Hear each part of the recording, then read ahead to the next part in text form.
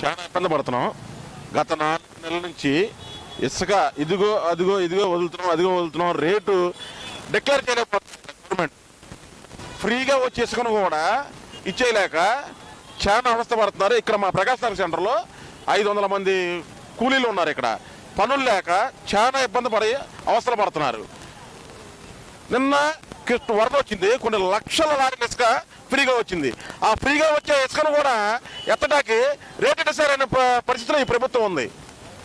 ఇసుక 370 రూపాయలు, ఇసుక 375 రూపాయలు అని చెప్పారు.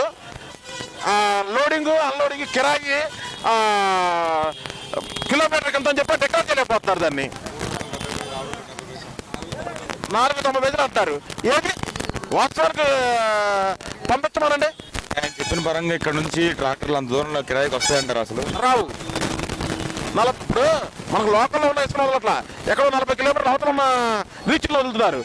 40 కిలోమీటర్ల అవతల ఉన్న రీచ్లో వదిలితే వాళ్ళు లెక్కేసుకుంటున్నారు. ట్రాక్టర్ డ్రైవర్కి జీతం ఎంత, ఆయిల్ ఎంత, 4 రూపాయల కిలోమీటర్ కంటే 40 కిలోమీటర్కి ఎంత అవుతుంది? ఇది రాదు. గత ప్రభుత్వంలో ఎంత ఉందండి టన్ ఇసుక? గత ప్రభుత్వం టన్నులు లెక్కలేదండి. ట్రాక్టర్ వచ్చి 1800 2000 రూపాయలు, లారీ వచ్చి 2005 నుంచి 3000 రూపాయలు. ఇప్పుడు ఎంత? ఇప్పుడు ప్రజెంట్ 45 నడుస్తుంది. ఇది బ్లాక్ లో కొనుక్కుంటే. అంటే ఇప్పుడు ఆన్లైన్ సిస్టమ్ పెట్టాం, ఆన్లైన్ ఆర్డర్ పెట్టుకుంటే ఇంటికి వస్తుందని చెప్తున్నారు కదా. దానికి ఎవరు సార్ ఆన్లైన్లో పెట్టారు? ఇక్కడ మధ్యతరగతి కుటుంబాలు ఉన్న వాళ్ళు పనులు మానుకొని వీళ్ళ పని కోసం కట్టించుకునే పని కోసం ఎంఆర్ ఆఫీస్కి వెళ్ళి అక్కడి నుంచి కలెక్టర్ ఆఫీస్కి వెళ్ళి ఈ పెట్టుకొని అండి అక్కడి నుంచి మైనింగ్ ఆఫీస్కి పంపించి, మైనింగ్ ఆఫీస్ నుంచి ఇది ఎప్పుడు వచ్చింది ఆడు పెట్టుకునే 10 ట్రాక్టర్లు అర్జీ పెట్టుకుంటే ఆడు ఒక ట్రాక్టర్ సెలెక్ట్ చేస్తున్నాడు. ఒక ట్రాక్టర్ వస్తే రోజు పూటలో 2 మేస్త్రులు 2 కూలీలు పనిచేస్తారు. ట్రాక్టర్స్గా అయిపోద్దండి. మళ్ళీ 10 రోజులు పని ఆడుకొని మళ్ళీ వాటర్ ఆఫీస్ చుట్టూ తిరిగితే ఎప్పుడు చేస్తున్నాం మరి?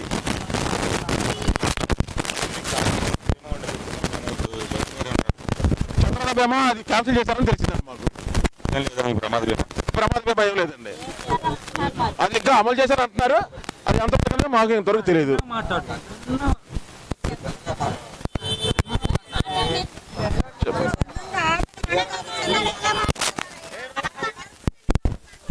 నేను పక్క వైఎస్ఆర్ అభిమాని, వైఎస్ఆర్సీపీగా పనిచేసా.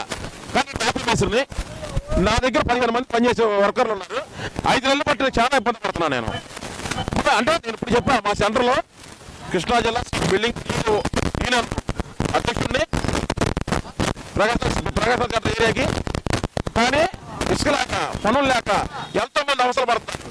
మేము మాత్రం వీళ్ళకి చూడటానికి మా దగ్గర పనిచేసే వాళ్ళకి ఎన్నాళ్ళ పెట్టి అప్పులు తీసుకొచ్చి మేము మాత్రం ఇవ్వగలుగుతామండి.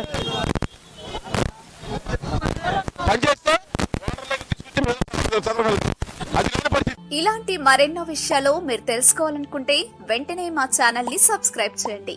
ఈ వీడియోని మీ మిత్రులతో షేర్ చేసుకోండి.